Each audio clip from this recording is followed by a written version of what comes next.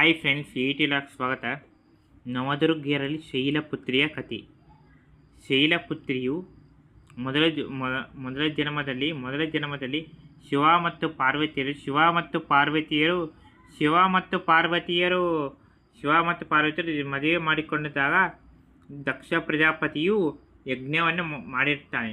ಯಜ್ಞದ ಆಹ್ವಾನವನ್ನು ದಕ್ಷ ಯಜ್ಞದ ಆಹ್ವಾನವನ್ನು ಶಿವ ಮತ್ತು ಪಾರ್ವತಿಯರಿಗೆ ಕಳಿಸಿರಲಿಲ್ಲ. ಶಿವನ ಮಾತನ್ನು ಮೀರಿ ಕಾಸಿ ಪಾರ್ವತಿ ದೇವಿಯು ಹೋಗುತ್ತಾಳೆ. ಪಾರ್ವತಿ ದೇವಿಯು ಹೋಗಿರೋ ಕಾರಣ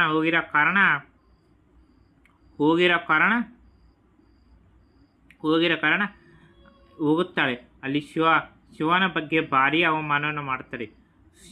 ಸತೀದೇವಿಯ ಪಾರ್ವತಿ ದೇವಿಯ ಸಹೋದರ ದಕ್ಷ ಪ್ರಜಾಪತಿ. ಆವಾಗ ದಕ್ಷ ಯಜ್ಞದಲ್ಲಿ ಆತ್ಮತ್ಯಾಗವನ್ನು ಮಾಡಿಕೊಳ್ಳುತ್ತಾಳೆ ಪಾರ್ವತಿ ದೇವಿ. ಆವಾಗ ಶಿವನು ಆ ಯಜ್ಞವನ್ನು ಆತ್ಮತ್ಯಾಗವನ್ನು ಮಾಡಿಕೊಂಡಿದ್ದಾಗ ಶಿವನು ಬಂದು ದಕ್ಷ ಯಜ್ಞವನ್ನು ಧ್ವಂಸ ಮಾಡುತ್ತಾನೆ. ಮುಂದಿನ ಜನ್ಮದಲ್ಲಿ ಶೈಲಪುತ್ರಿಗೆ ಹಿಮವಂತ ಮತ್ತು ಮೇನಾದೇವಿಯ ಮಗಳಾಗಿ ಹಿಮವಂತನ ಪುತ್ರಿಯಾಗಿ ಜನ್ಮಿಸಿ ಮತ್ತೆ ಕಠಿಣ ತಪಸ್ಸನ್ನು ಮಾಡಿ ಶಿವನ ಬಗ್ಗೆ ತಪಸ್ಸನ್ನು ಮಾಡಿ ಮದುವೆ ಮಾಡಿಕೊಳ್ಳುತ್ತಾರೆ. ಮದುವೆಯನ್ನು ಮಾಡಿಕೊಂಡ ನಂತರ ಶೈಲಪುತ್ರಿ ಎಂದರೆ ಶೈಲ ಎಂದರೆ ಪರ್ವತ, ಪುತ್ರಿ ಎಂದರೆ ಮಗಳು, ಹಿಮವಂತನ ಪುತ್ರಿ ಎಂದು ಅರ್ಥ.